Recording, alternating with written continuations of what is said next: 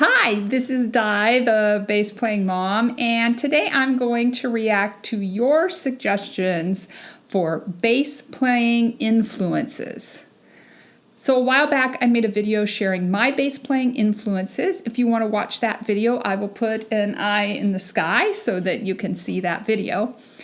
And I went through mine, so go ahead and watch that and get caught up. But in the replies, you guys left lots of messages with your bass playing influences, and so I'm going to check them out. There were about 50. We will not get to them all in one video. So I ranked them, and there were 5 bass players tied for the #1 spot. So I'm going to check them out in alphabetical order, see if one of your bass playing influences is in my top 5. All right, I have some copyright concerns about playing them on my channel. I do not want to get this video taken down. So I'm going to watch some videos that have isolated bass tracks, and I will respond. You'll get to see what I think when I hear the bass players that you've recommended. I'm wearing my new in-ear monitors, my Mackie, so there is a video about those if you are interested. I'm going to listen to Chris Squire from Yes, his isolated bass track for the song Roundabout. I know this song! This is a 70s song, I think. He's so fast! Oh, yeah. So fast. Sounds like he plays with a pick.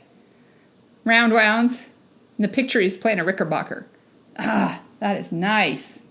That is sweet. All right, let's listen to him on another song. This is The Heart of Sunrise. I don't know this song. Oh, it's got a really cool high part. I like his dynamics, and I love a good rock lick. Nice. He's so fast, and he can articulate different rhythms. I really like that. So, Chris Squire, awesome bass player. One more song. Drums and bass isolated on Yours Is No Disgrace. He's not afraid to play a tricky rhythm. I like the slides down. You can hear the frets. His drummer is really good. Okay, I get it, you guys. You're right. He's really good. That is really fun to listen to. Thank you for sharing Chris Squire with me. I was not familiar with him, but this is great fun. I'm going to have to check out some more Yes. I don't know why I wasn't listening to Yes. I mean, unless it was on the radio, right? This is so cool. Great. Now, you all also suggested to me Jamerson, and I have heard of him. He was a Motown bass player. I love the Motown sound, so this is going to be fun. This is an isolated bass track of What's Going On. Of course, I know this song, but am I familiar with the bass part? I'm not sure. It looks like he is playing an old Fender. He has such a different tone than Chris Squire, like very, very round, very legato, like his notes really run from one to the next. He's obviously playing without a pick. He's playing with his fingers. He easily goes between the low part of the neck and the high part of the neck. Love that. And some quick runs. Nice. Okay, let's try another one. We're going to listen to Ain't No Mountain High Enough. Of course, I know this song. Amazing. This song's nothing without the bass line, is it? High enough. Ain't no. Okay, bass part. Dang, that's a lot of notes. Great production on this song. It's really amazing. But the bass line is what really holds it together. It's like glue. I love octaves. Awesome. Just, he is like glue, man. Just holding the whole thing together. Amazing. And here's James Jamerson on the song Bernadette. I'm not familiar with this song. I love his tone. You can see where he really thinks of the subdivisions, where he's playing 8ths and 16ths and where he's going to play whole notes. He knows how to pick a great riff. All right. Thank you for reminding me about James Jamerson. He just really glued together that Motown sound. Like, it really made the songs groove. Really groove. All right, our next bass player. If you are ready, is one of my favorites too. It is John Entwistle. I mean, how can I ignore John Entwistle? What an amazing guy. I'm sorry about his passing. Definitely gone too soon. My brother-in-law, who's a bass player as well, he was like, I can't even talk about it.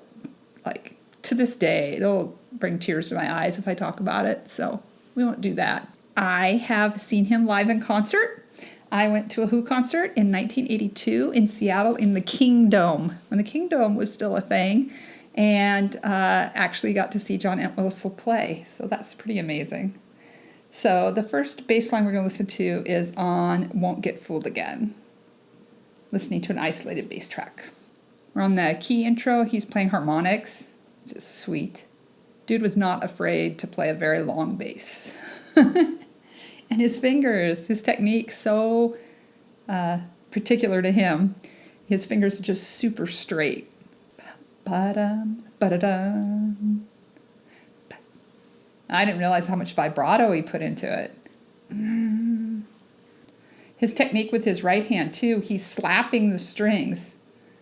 Before that was a thing. Really cool. So many sounds besides just him playing the bass. It's all his technique with his right hand, the vibrato on the left. Runs are crazy. Crazy. Like 30-second notes, I think. This is a live performance, too. And he has that bass player swagger where he just like stands there, just like dead serious. Not afraid to slide all the way down. I like how he even keeps time with his right hand because he'll pull it all the way off the strings to count. I totally do that. He uses the E string as thumb rest. Dude was not afraid to overplay. So sweet. All right, I'm going to listen to one more John Entwistle just because I want to. Bass solo in 2000.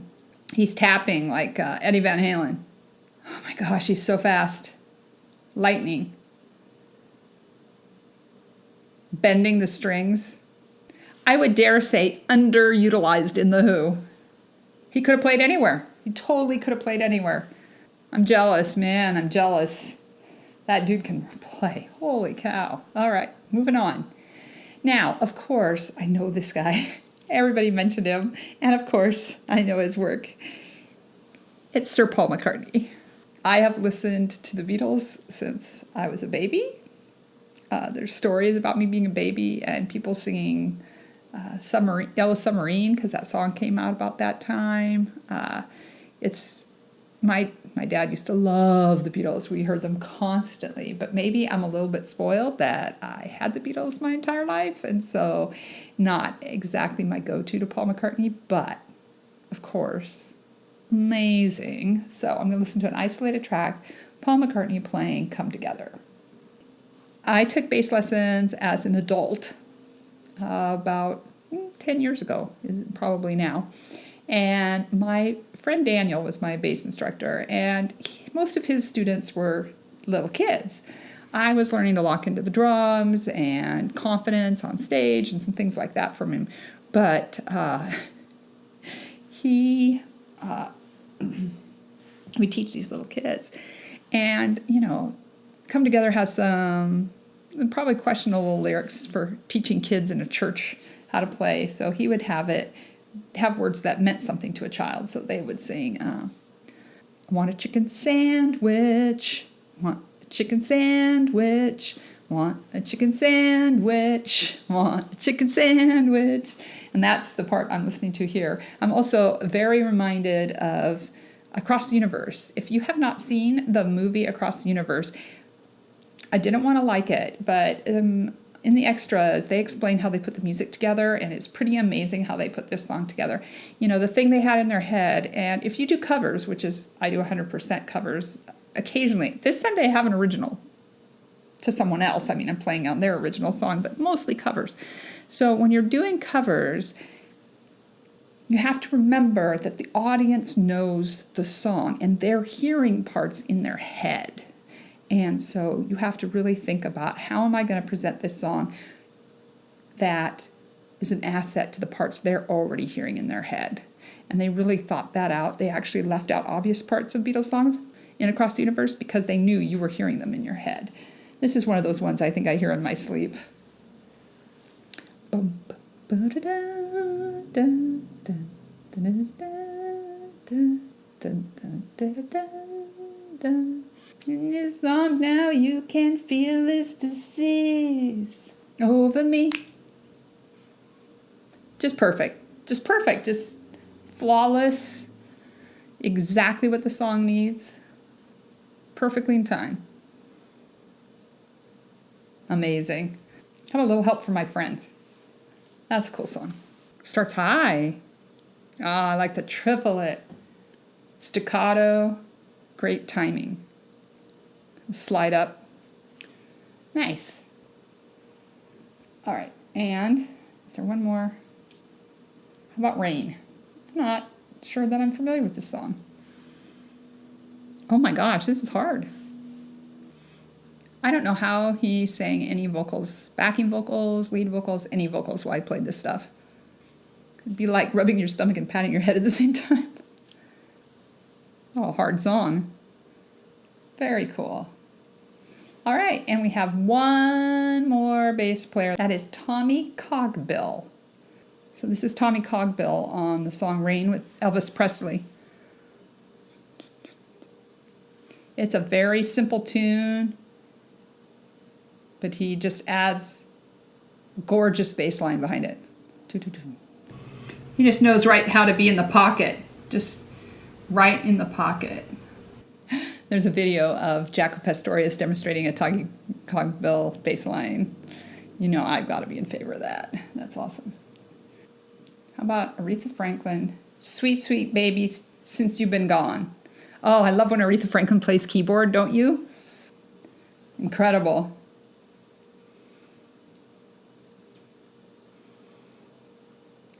Bass line that matches Aretha Franklin's strength. Nice. Wow, it's hard to find any tracks of him just playing bass. Everything is other people covering his songs. Chain of Fools. Oh, I want to hear Chain of Fools. Got a repeated riff at the beginning. Dun, dun, dun, dun, dun, dun, dun, dun, dun, dun, dun, dun, dun, dun.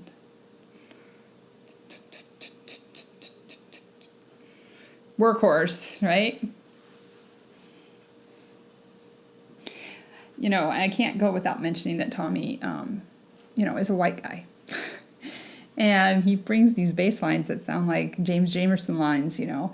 It's kind of amazing that Aretha Franklin made those decisions. There is a documentary about the band that Tommy was in, Muscle Shoals. Tommy's from Muscle Shoals, and so if you get a chance to watch the documentary about Muscle Shoals, you have to watch it. It was pretty amazing what that one group of musicians could really do and how they changed the face of music.